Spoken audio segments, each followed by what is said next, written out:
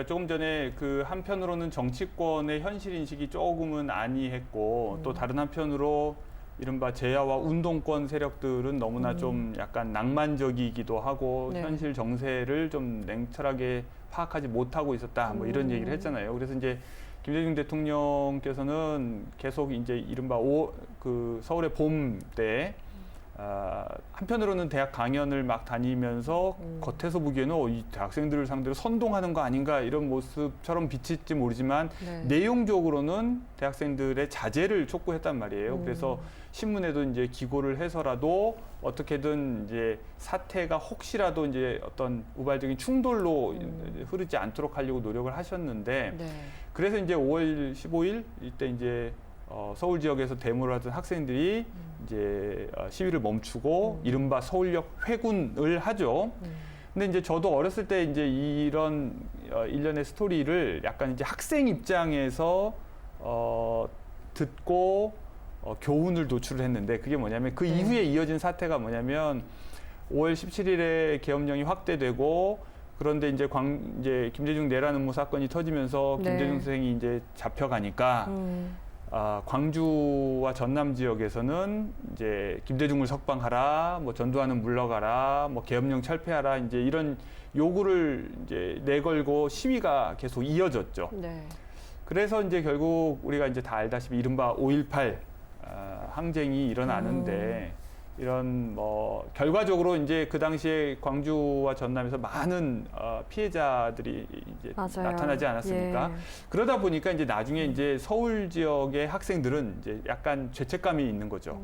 우리가 예를 들면 뭐 다 같이 뭐 무거운 짐을 네. 들고 옮기다가 갑자기 싹 손을 놔버린 것 같은 느낌.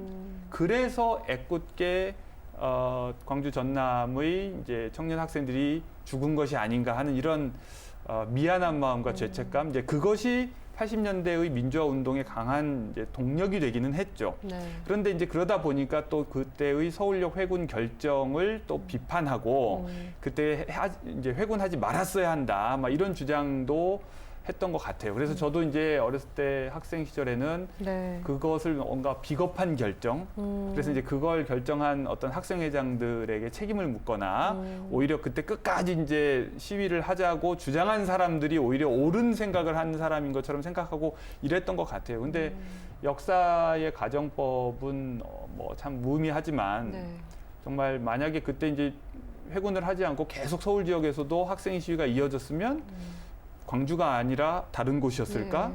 아니면 좀 전에 회장님 말씀하신 것처럼 이미 이제 광주 전남 지역을 계엄군이 이제 파견돼서 이제 둘러싸고 있는 상황에서 어떻게 보면 김대중을 엮어 넣기 위해서 네. 김대중 내란 음모 사건이라고 하는 것은 이미 계획되어 있었고 그러기 위해서는 어떤 인적 연계가 있는 광주의 대학을 엮어서 뭔가 이제 작업을 하고 있었던 거기 때문에 이건 피할 수 없는 일이 아니었나 또 이런 생각도 들고 아무튼 과거를 생각해 보면 이렇게 쉽게 판단하기 어려운 일들이 있는 것 같습니다. 광주, 네, 이 광주에서 일어날 수밖에 없었던 일이었을까요, 회장님? 그러니까 김대중 내란 음모 조작 사건과 네. 5.18 민중항쟁은 둘이 아니죠, 하나죠. 그렇죠. 김대중 대통령이 그렇게 무자비한 신군부 세력에 의해서 강제 연행돼가지고 중앙정부로 끌려가지 않았다면은 전남대학교에서 그 학생들의 순수하고 치열한 투쟁, 항쟁은 이 범시도민 항쟁으로까지 확전은 안 됐을 거예요. 그냥 어떤 의미에서 학생들의 시위, 투쟁, 이런 어떤 치열한 네. 그러한 어떤 민주주의의 어떤 열망, 함성, 거기 정도에서 멈췄을 건데 김대중 지도자에 대한 우리 특히 그 호남인들 이 열망은 아까 제가 그 5월 11일 1985월 10일에 있었던 정읍 황토연 그 연설에 모였던 군중 수만 하더라도 어마어마했거든요. 그런 열망이 전두환 신군부 일당에 의해서 좌절되고 어떻게 보면 한국 민주주의가 실패하는 그런 참담한 현실을 목도하면서 이게 뭐냐. 거기에다가 개헌군의 무자비한 그 시위 진압과 그 다음에 쉽게 말해서 시민을 향해 국군이 방아쇠를 당기는 예. 이런 무도한 권력 집단을 향해서 전라도의 호남에 흐르고 있는 또 DNA가 있어요. 예, 갑오 동학혁명이라든지 더 거슬러 가면 복잡합니다. 네. 예, 정유재란 때, 뭐 임진왜란 때, 의병. 그 다음에 1907년에 제2차 한말 의병. 그때 우리 조선 의병의 60% 이상이 전라도 의병입니다. 예, 그 다음에 또 광주 학생 독립운동, 3.1운동 이후 최대 항일투쟁이죠.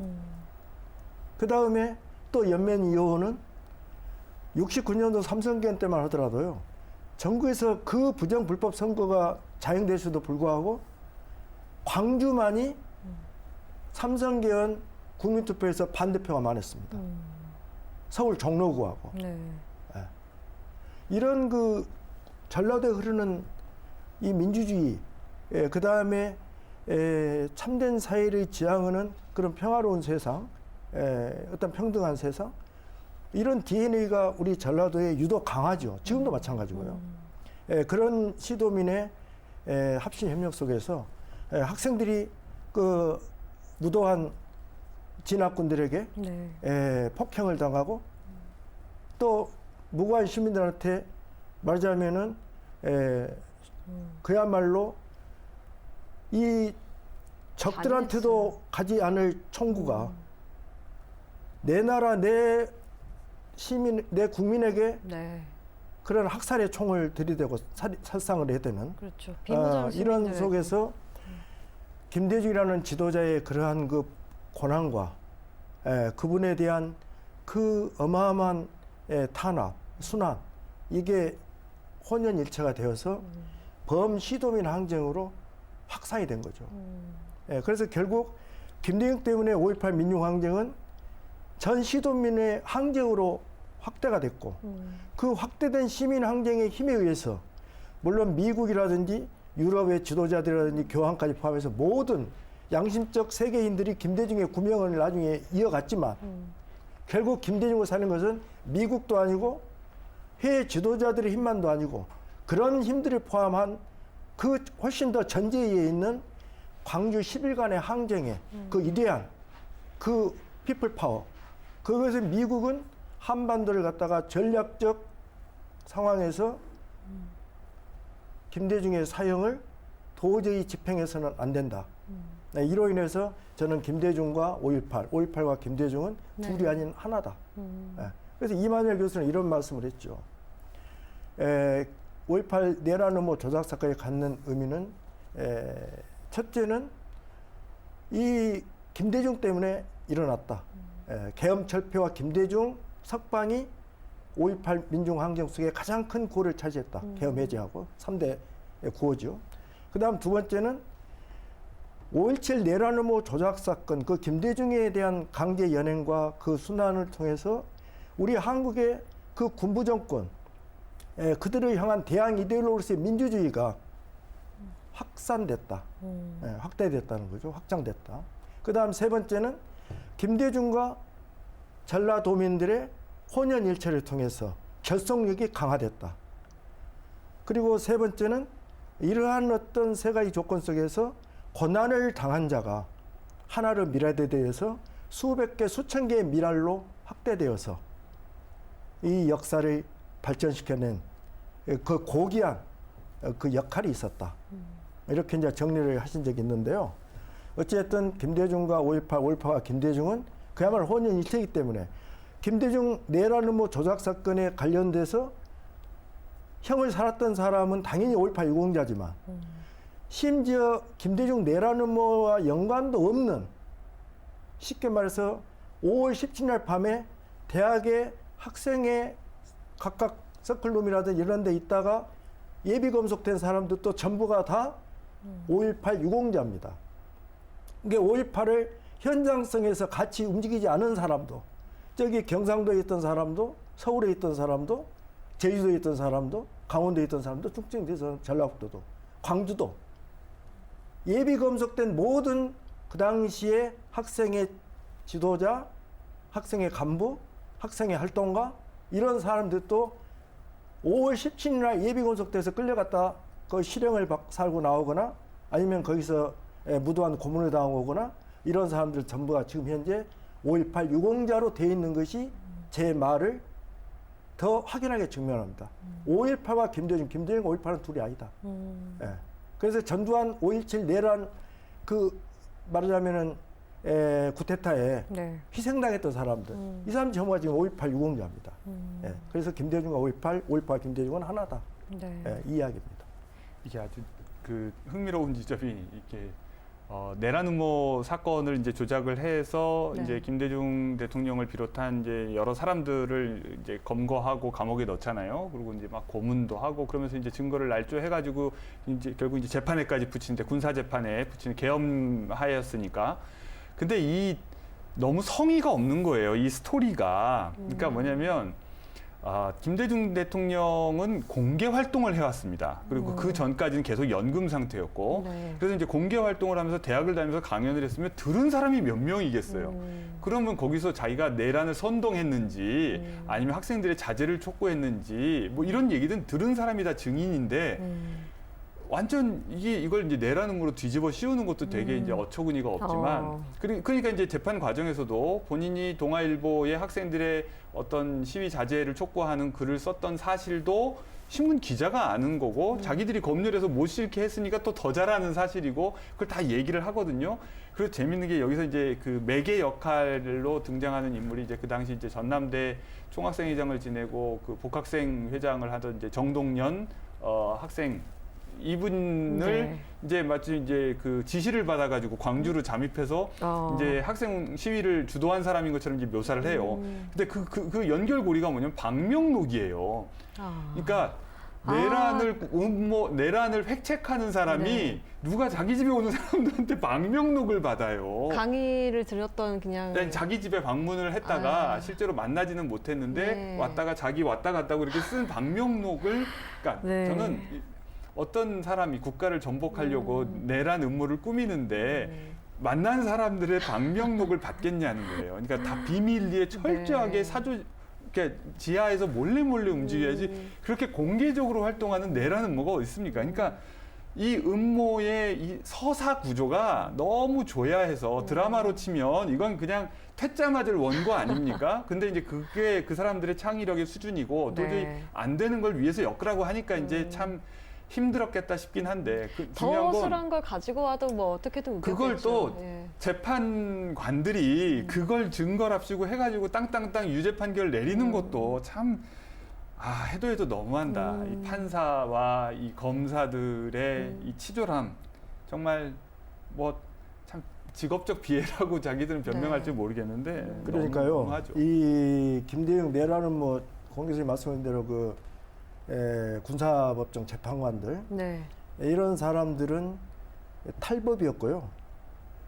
전두환은 초법적이었고 전두환은 초법적 권한과 지위를 행사했고 그 다음에 군사재판을 담당했던 사람들은 탈법, 법 밖에서 마음대로 한 겁니다. 자의적으로. 그 당시 계엄법에서는요. 국가보안법을 다룰 수가 없습니다. 예. 그 나중에 그러한 그 자기들의 맹점을 알고서 1981년에 계엄법을 개정을 합니다. 그 계엄법에서는 국가보안법 다룰 수가 없어요. 근데 내란 음모 조작이라는 것은 내란 음모로 뒤집어 씌우는 것은 그 계엄법에서는 불가능한 거죠. 예, 국가보안법 김대중 대통령이 내란 음모자로 이렇게 딱 규정되어지는 거 어거지로 맞추는 것은 바로 그런 계엄법에 의해서 했거든요. 그래서 그야말로 전두환은 초법적 지위에서 모든 권한을 상권에 거머쥐었고 네.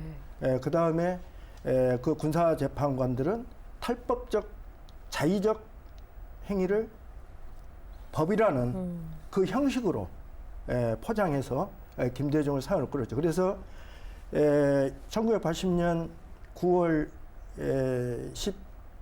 13일에 네. 김대중 대통령이 군사법정에 최후 진술합니다. 그 우리 공 교수님께서 한번 봐주시면 좋을 것 같아요. 처음부터 제가 한번 읽어볼까요? 네, 읽어주시죠. 자, 저 또 이런 거 읽다가 울컥하는데 어떡하죠? 잘 편집해 주십시오. 최후 진술을 하기 위해 이 자리에 서자 생각나는 것이 하나 있습니다. 작년 11월 5일 박 대통령의 국장을 집에서 단 1초도 빼놓지 않고 지켜보았는데 아직도 내 기억에 깊게 남아있는 것은 김수환 추기경이 말씀한 우리 모두에게 박 대통령의 죽음의 뜻을 하느님께서 깨닫게 해 주십시오라는 말이었습니다. 박 대통령의 죽음은 그 개인으로 보자면 더 이상의 불행은 없을 것이나 유신이 가고 새로운 민주시대가 다가오는 역사적인 계기였습니다. 그러나 5.17 계엄령의 전국 확대로 우리의 민주주의는 심상치 않은 시련을 맞이하였습니다. 나는 12.6 이후 무엇보다도 국가 안보, 경제 안정, 민주 회복이 중요하다고 생각했으며 이를 위해서는 최규하 과도정부와도 협력해야 한다고 판단했습니다.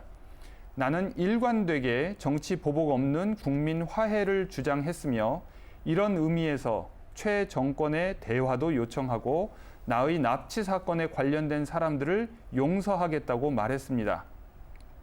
이 나라에는 분명히 전 대통령을 중심으로 한 유신 세력이 있는 반면 민주주의를 지향하는 다수의 민주 세력이 존재하고 있습니다.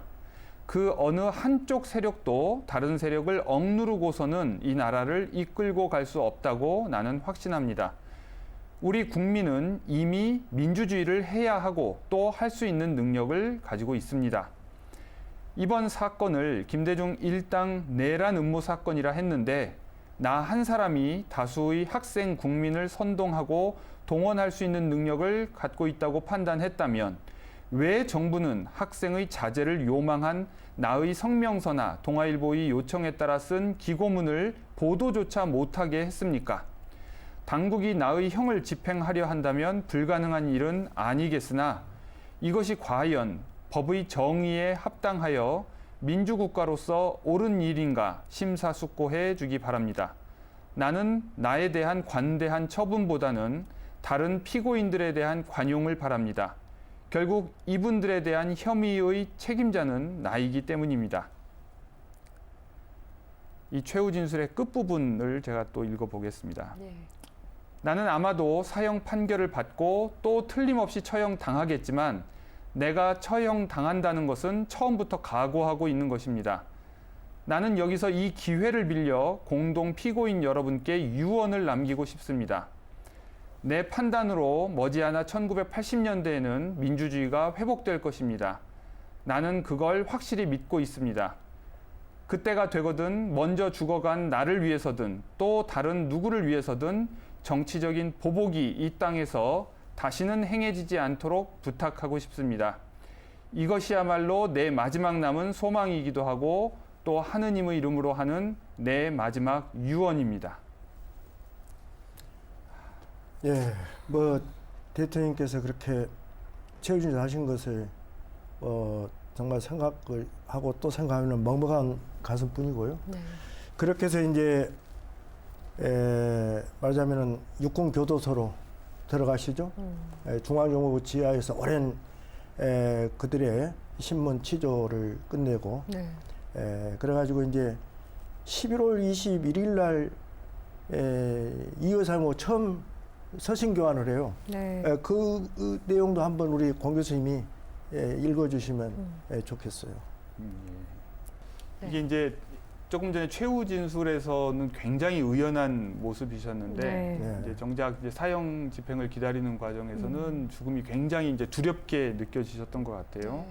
그래서 이제 그 옥중에서 이제 신앙을 이제 화두로 해서 이제 씨름을 하신 것인데 제가 한번 읽어보겠습니다. 네. 안 울고 잘 읽을 수 있을지 모르겠는데 나는 지금까지 나 자신이 어느 정도의 신앙을 가지고 있다고 믿었습니다. 그러나 막상 이제 죽음을 내다보는 한계 상황 속에서의 자기 실존이라는 것이 얼마나 허약한 믿음 속의 그것인가 하는 것을 매일같이 체험하고 있습니다. 그러나 나는 수많은 갈등과 방황 속에서 믿음이란 느낌이나 지식에 기반을 두는 것이 아니라 인간의 자유로운 의지의 결단으로 이루어지게 되는 것이며 이러한 의지의 결단은 의식적이고 자발적인 것이어야 한다.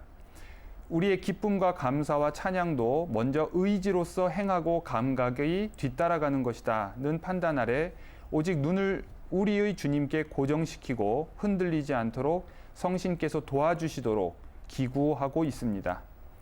나의 의지의 결단을 세운 최대의 기초는 주님의 복음이며 그 중에서도 핵심은 예수님의 부활을 믿는 것이었습니다. 예수님의 부활을 믿을 수 있다면 하느님의 계심, 죄의 구속, 성신의 가치 계심과 그 인도, 언제나 돌보시는 하느님의 사랑, 그리고 천국 영복의 소망 등 모든 것이 믿어질 수 있다고 생각되었습니다. 예수님의 부활은 신앙의 신비이기도 하지만 역사적 사실로서도 근거가 상당히 객관적이라고 생각됩니다. 예수님의 순환 때 그분을 버리고 자기 살기 위해서 도망쳤던 사도들이 그분이 그렇게도 비참하고 무력하게 돌아가신 후에 새삼스럽게 목숨을 건 신앙을 가지고 온갖 고난과 죽음을 감수하면서 복음 전달에 헌신할 수 있었던 것은 부활하신 예수의 체험 없이는 불가능한 일이었습니다. 더구나 예수 생존시는 대면조차 없었으며 그 돌아가신 후에는 열정과 사명감을 가지고 그리스도 교도를 박해한 사도 바울의 회심과 그의 초인적이며 결사적인 포교 활동, 그리고 마침내 겪은 순교는 그가 체험한 부활하신 예수 없이는 설명할 길이 없다고 생각됩니다. 예수님의 부활을 확신하는 것이 현재 나의 믿음을 지탱하는 최대의 힘이며 언제나 눈을 그분에게 고정하고 결코 그분의 옷소매를 놓치지 않으려고 안간힘을 쓰고 있습니다. 그러면서 항시 기도하기를 하느님은 저를 사랑하시는 것을 제가 믿습니다. 저희 현재의 환경도 주님이 주신 것이며 주님이 보실 때 이것이 저를 위하여 최선이 아니면 허락하시지 않으셨을 것입니다. 제가 주님의 뜻하심과 앞으로의 계획하심을 알 수 없으니 오직 주님의 사랑만을 믿고 순종하며 찬양하겠습니다. 라고 기도하고 있습니다. 우리 허현주 아나운서님은 이 여사님 그 네, 편지 아까 혹시 전에. 갖고 계신가요? 네, 아까 전에 네. 이제 담아봤는데요. 100마디 말보다는 두 분의 네. 편지 속에 우리가 지금 오늘 이 시간에 할 이야기들이 다 담겨 있는 것 같아요. 예, 그렇습니다. 그 이제 편지를 이후 여사께 보내고 또 며칠 뒤에 예. 또 여사님께서 보내주신 편지인데요. 읽어보겠습니다. 나는 당신의 선한 성품과 진실하게 살려고 피나는 노력을 하는 것을 존경했는데 하나님은 왜? 하고 물어봅니다. 차라리 당신이 정말 폭력을 좋아하는 성격이라도 지니고 있고 또 그다지도 안타깝게 민주주의를 갈구하지 않았다면 이처럼 뼈와 살이 깎여 나가는 아픔을 느끼지 않아도 좋았을 것을 하고 생각해 봅니다. 당신도 나도 알지 못하는 수많은 형제들이 철야기도, 산기도, 골방기도, 금식기도까지 하고 있다는 것을 아셔야 합니다. 이 얼마나 감사한 일인지요. 만일 당신이 이렇게 큰 어려움에 처해 있지 않았다면 누가 그렇게까지 어려운 기도를 드리고 있겠어요. 내일에 대한 희망을 꼭 가지세요. 바다 가운데서 구해주신 그 하느님께서 지금도 당신 곁에 계시니 이번에도 꼭 구해주실 것을 믿고 기도하세요. 라고 보내주셨습니다. 예. 근데 방금 여사님의 답신에 드러난 내용대로 네. 결국 김대중 대통령님을 국내에 많은 그 힘들이 모아가지고 결국 사형수에서 네. 무기수로 되죠. 거기에 이제 사실 전두환 일당은 1979년에 이란이 팔레비 왕조 사회가 무너지고 호메이니 체제로 이렇게 전환이 되면서 미국의 그 중동에 대한 지배력이 굉장히 약화되고 그런 혼란한 틈을 전두환은 노렸죠. 또 마침 카터가 인권을 많이 내걸었는데 카터 대통령이 레이건한테 대통령 선거에서 패배를 하죠. 그러면서 레이건은 전두환 일당이 생각할 때 상대적으로 보수적인 말하자면 공화당 네. 대통령이기 때문에 이 틈에 김대중을 좀 이렇게 처형으로 네. 몰고 갈 수 있겠다. 이렇게 굉장히 쉽게 생각을 했는데 카터 대통령 입장에서 레이건 당선자한테 김대중 대통령을 어떻게든 구해내라, 구해주라. 그런 메시지를 직접 강력하게 전달하죠. 예. 그 김대중을 꼭 그렇게 구출해야 한다. 미국에서는 왜 그런 말을 했던 걸까요?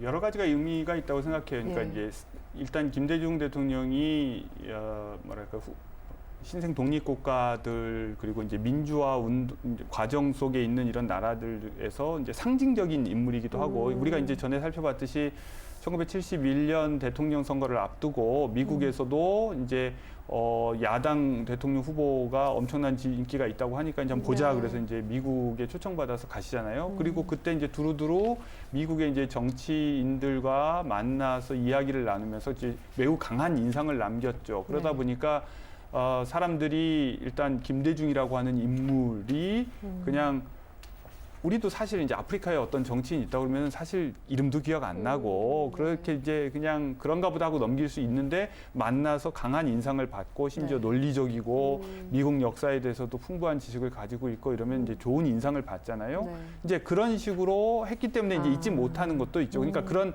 상징, 사실 이제 미국의 건국 신화라고 하는 것이 결국 이제 영국의 제국주의적 지배에서 벗어나서 인류 최초의 현대적인 이제 민주국가를 세웠다고 하는 그 이제 말하자면 정치적 신화 위에서 이제 운영되고 있는데 네.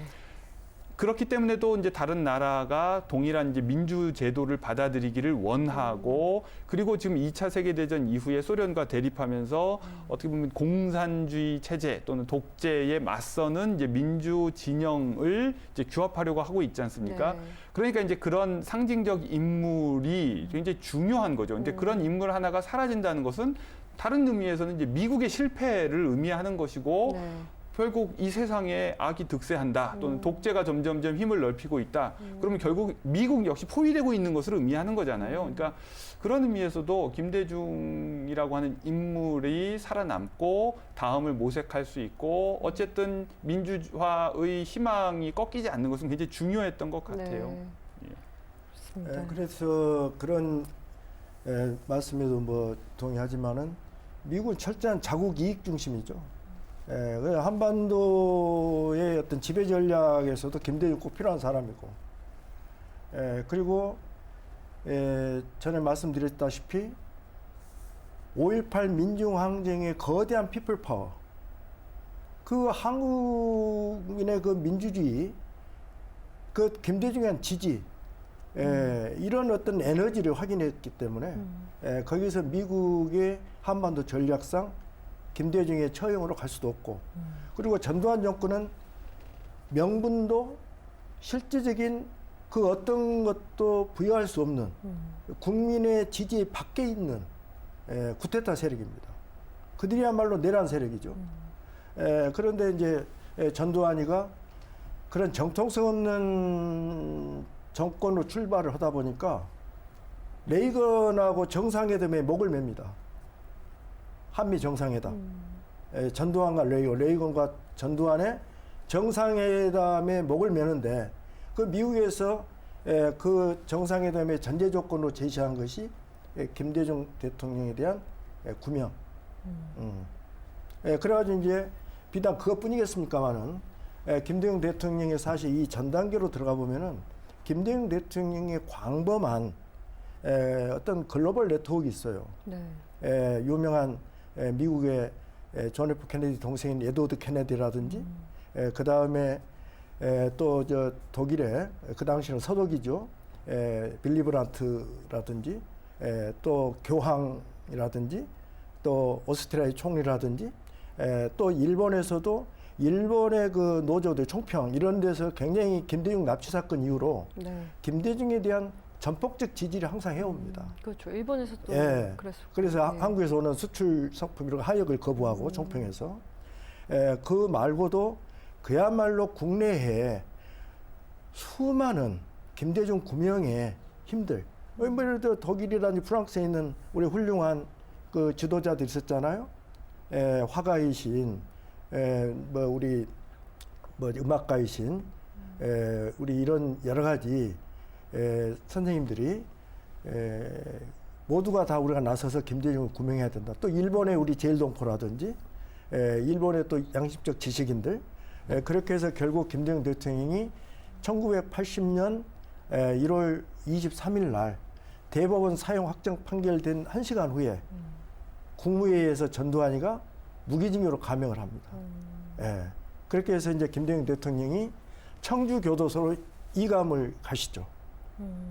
그래서 청주 교도소에서 미국으로 가시는 1982년 12월 23일 전까지 이 여사님하고 이렇게 가족들한테 보낸 편지가 29통. 그 편지에는 김대중 대통령의 철학, 또 역사의식, 그 다음에 신앙의 힘, 그리고 가족에 대한 동지들에 대한 지극하고 애틋한 그런 사랑, 그거이 뜨겁게 들어있고 그 대통령께서 감옥에서 읽었던 600여 권의 책이 그 편지 옥중서에 잘 녹아있죠. 감옥에서 책을 600여 권을 읽으셨어요? 읽으셨죠.